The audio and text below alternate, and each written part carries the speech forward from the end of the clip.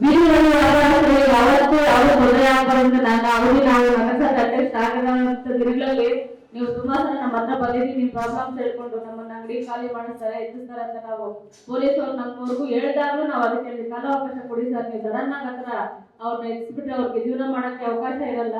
ಅವ್ರಿಗೊಂದು ಸ್ವಲ್ಪ ದಿನ ಕಾಲಾವಕಾಶ ಕೊಟ್ಟು ಅವ್ರು ಬೇರೆ ಕಡೆ ಆಲ್ಟರ್ನೇಟ್ ಏನಾದ್ರು ಮಾಡ್ಕೋತಾರೆ, ನಮ್ಮ ಕೈಲಾದ್ರೆ ನಾವು ಮಾಡ್ಕೊಡ್ತೀವಿ. ಆಮೇಲೆ ಅವ್ರಿಗೆ ಒಂದು ಬೇರೆ ವ್ಯವಸ್ಥೆ ಮಾಡಿ ಅವ್ರನ್ನ ಖಾಲಿ ಮಾಡಿಸ್ಬೇಕು.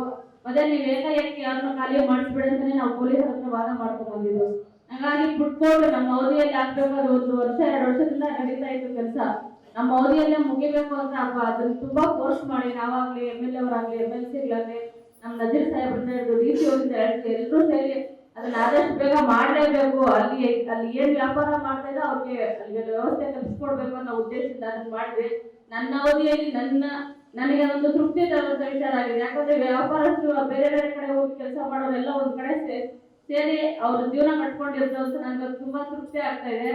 ಮತ್ತೆ ಇನ್ನೇನು ಅಂತಂದ್ರೆ ನಿಮ್ಮಲ್ಲಿ ಹೊಂದಾಣಿಕೆ ಯಾವಾಗ ಕಡಿಮೆ ಆಗುತ್ತೆ ಅವಾಗ ಒಬ್ಬ ಲಾಸ್ಟ್ ಒಂದು ವ್ಯಾಪಾರಿಗಳ ತೊಂದರೆ ನಿಮ್ಗೆ ಏನ್ ಸಂಘ ಇದೆ ಎಲ್ಲರೂ ಹೋಗಿ ಅಲ್ಲಿ ಒಗ್ಗಟ್ಟಾಗಿ ನಿಂತ್ಕೊಂಡ್ರೇನೆ ನೀವು ಯಾವುದೋ ಒಂದು ಆಫೀಸಲ್ಲಿ ಆಗ್ಲಿ ಯಾವುದೋ ಒಂದು ನಿಮ್ ತೊಂದರೆ ಆದಾಗ ನಿಮ್ಗೊಂದು ಪರಿಹಾರ ಸಿಗ್ಬೇಕಂದ್ರೆ ಒಬ್ರು ತೊಂದರೆ ಆದ್ರೆ ನನ್ಗೆ ಯಾಕೆ ಅನ್ಸ್ಕೊಂಡು ನೀವು ಇದ್ರೆ ಅಂತ ಎಲ್ಲೂ ಪರಿಹಾರ ಸಿಕ್ಕಲ್ಲ. ಆಫೀಸರ್ಸ್ ತುಂಬಾ ಜನ ಬರ್ತಾರೆ, ನಮ್ಮ ಕಮಿಷನರ್ DC ಎಲ್ಲರೂ ಹೇಳ್ತಾರೆ ಅದನ್ನ ಒಬ್ಬರೇ ಅಂತಲ್ಲ, ತುಂಬಾ ಜನ ಆಫೀಸರ್ಸ್ ಬರ್ತಾರೆ. ಅವ್ರ ಆಫೀಸ್ ಅವ್ರ ಸರ್ಕಾರದ ಲೆವೆಲಲ್ಲಿ ಏನಿರುತ್ತೋ ಅವ್ರ ಅಧಿಕಾರ ಅದನ್ನ ಮಾಡ್ಕೊಂಡು ಹೋಗ್ತಾರೆ. ನಾವು ಲೋಕಲ್ ಅಲ್ಲಿ ಇರೋರು ನಾವು ಜನಪ್ರತಿನಿಧಿಗಳಿಂದ ನಾವೆಲ್ಲರೂ ಒಗ್ಗಟ್ಟಾಗಿದ್ರೆ ಎಂತ ಒಗ್ಗಟ್ಟ ಕಡೆ ಒಂದು ಪ್ರಜೆಗೂ ನ್ಯಾಯ ಸಿಗುತ್ತೆ ನಾವು ಮಾಡ್ಕೋಬಹುದು. ನಾವು ಯಾವಾಗ ಬೇರೆ ಬೇರೆ ಅಂತ ಆಗ್ತೀವೋ, ನಾವು ಇವಾಗ ಯಾಕೋ ಒಬ್ಬರು ಪ್ರಾಬ್ಲಮ್ ಆಯ್ತು ಅವ್ರ ಪ್ರಾಬ್ಲಮ್ ಅದು ನೋಡ್ಕೋತಾರೆ ಬಿಡಿ ಅಂತಂದ್ರೆ ಯಾರಿಗೂ ಏನು ಸೊಲ್ಯೂಷನ್ ಸಿಗಲ್ಲ. ಇದು ಇವಾಗ ನೀವೆಲ್ಲರೂ ಒಗ್ಗಟ್ಟಾಗಿದ್ರಿ ಅಂತಂದ್ರೆ ಮಾತ್ರ ಯಾವ್ದೋ ಒಂದು ಆಫೀಸಲ್ಲಿ ಹೋಗಿ ನೀವು ಅವ್ರ ಟೇಬಲ್ ಹೊಡೆದು ಕೇಳ್ಬೋದು, ನಮ್ಗೆ ಅಧಿಕಾರ ಇದೆ, ನಮ್ಗೆ ಕೆಲಸ ಮಾಡ್ಕೊಡಿ, ನಮ್ಗೆ ಸರ್ಕಾರಿ ಸವಲತ್ತು ಕೊಟ್ಟಿದೆ, ಅದನ್ನ ಯಾಕೆ ನೀವು ಕಿತ್ಕೋತಾ ಇದ್ದಾರೆ ಅಂತ ಕೇಳೋಷ್ಟು ಅಧಿಕಾರ ನಿಮ್ಗಿದೆ ಅಂತ ಒಂದು ಅಧಿಕಾರವನ್ನು ಕೊಟ್ಟಿದೆ ನಮ್ಮ ಸರ್ಕಾರ. ಇವಾಗ ಸಾರಿ ಹೇಳಿದ್ರು, ಇವಾಗ ನಮ್ಮ ದುಡ್ಡಿಂದ ಸರ್ಕಾರ ನಡೀತಾ ಇರೋದು. ಅವ್ರು ಹೇಳಿದ್ರು ನಿಜಾನೆ, ನಮ್ಮ ಏನ್ ಟ್ಯಾಕ್ಸ್ ಬರುತ್ತೋ ಅದರಿಂದಲೇ ಕೇಂದ್ರ ಸರ್ಕಾರ ಆಗಿರ್ಬೋದು ರಾಜ್ಯ ಸರ್ಕಾರ ಆಗಿರ್ಬೋದು ನಡೀತಾ ಇರೋದು. ಅದೇ ಯಾವ ಸರ್ಕಾರದಲ್ಲಿ ನಮ್ಮ ದುಡ್ಡಿಂದ ನಮ್ಗೆ ಉಪಯೋಗ ಕೊಡುತ್ತೆ ಅಂತಂದ್ರೆ ನಮ್ಮ ರಾಜ್ಯ ಸರ್ಕಾರ, ನಮ್ಮ ಸಿದ್ದರಾಮಯ್ಯ ಸರ್ಕಾರ.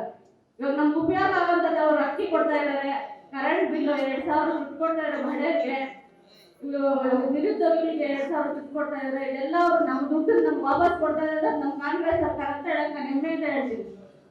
ಕೇಂದ್ರ ಸರ್ಕಾರದ ಏನಾದ್ರೂ ಅಂತ ಅನುಕೂಲ ಆಗ್ತಾ ಇದೆ ನಿಮ್ಗೆ? ನಮ್ಮ ರಾಜ್ಯ ಸರ್ಕಾರ ನಮ್ಗೆ ಎಷ್ಟು ಸವಲತ್ತು ಕೊಡ್ತಾ ಇದೆ ಅದ್ರ ಕಡೆ ನಾವು ಏನು ಸವಲತ್ತು ಕೊಡುತ್ತೋ ಅದನ್ನ ಉಪಯೋಗ ಮಾಡ್ಕೋಬೇಕು.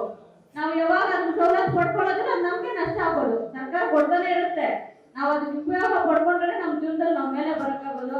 ಏನು ಈ ಸಂಘದ ಅಧ್ಯಕ್ಷರಿಗೂ ಎಲ್ಲರೂ ರಾಜ್ಯಾಧ್ಯಕ್ಷರು ಬಂದಿದ್ದಾರೆ, ಮೇಡಮ್ ಅವರು ಬಂದಿದ್ದಾರೆ, ಮಹಿಳೆಯರು ಏನಿದ್ದೀರಾ ಅದೆಲ್ಲ ನಿಮ್ಮ ಪ್ರಾಬ್ಲಮ್ಸ್ ಏನಿದೆ ಇವತ್ತು ನೀವು ಹೇಳ್ಕೊಂಡಿದ್ದಂದ್ರೆ ಅವ್ರು ನೀವು ಕೇರ್ ಮಾಡಿ ಹೋಗ್ತಾರೆ.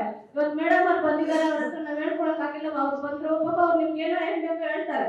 ನೀವೇನು ಹೇಳ್ತೀವಿ ನೀವು ಸುಮ್ಮನೆ ಇದ್ಬಿಟ್ಟು ನೀವು ಪರಿಹಾರ ಆಗಲ್ಲ. ನಿಮ್ ಕಷ್ಟ ಸರಿ ಇದ್ದಾರೆ, ಮೇಡಮ್ ಇದ್ದಾರೆ, ನಿಮ್ಗೆ ಇಲ್ಲಿ ಏನ್ ಪ್ರಾಬ್ಲಮ್ ಆಗ್ತಾ ಇದೆ ಎಲ್ಲ ಕ್ಲಿಯರ್ ಆಗಿ ಇವತ್ತು ಹೇಳ್ಕೊಡ್ರಿ, ನಿಮ್ ಸಮಸ್ಯೆಗಳೆಲ್ಲ ಬಗೆಹರಿಸ್ಕೊಡ್ರಿ. ಎಲ್ಲರೂ ಒಗ್ಗಟ್ಟಾಗಿದ್ದು ಯಾವುದೋ ಒಂದು ಆಫೀಸ್ಗೆ ಹೋಗಿ ನೀವು ನಿಮ್ಮ ಕೆಲಸಗಳನ್ನ ಮಾಡ್ಕೋಬಹುದು ಅಂತ ಹೇಳಕ್ ಇಷ್ಟಪಡ್ತೀನಿ. ನನ್ನ ಈ ಕಾರ್ಯಕ್ರಮ ಕರೆದಿದ್ದಕ್ಕೆ ನಾನು ಮಾತಾಡೋ ಎಲ್ಲರಿಗೂ ನಮಸ್ಕಾರ.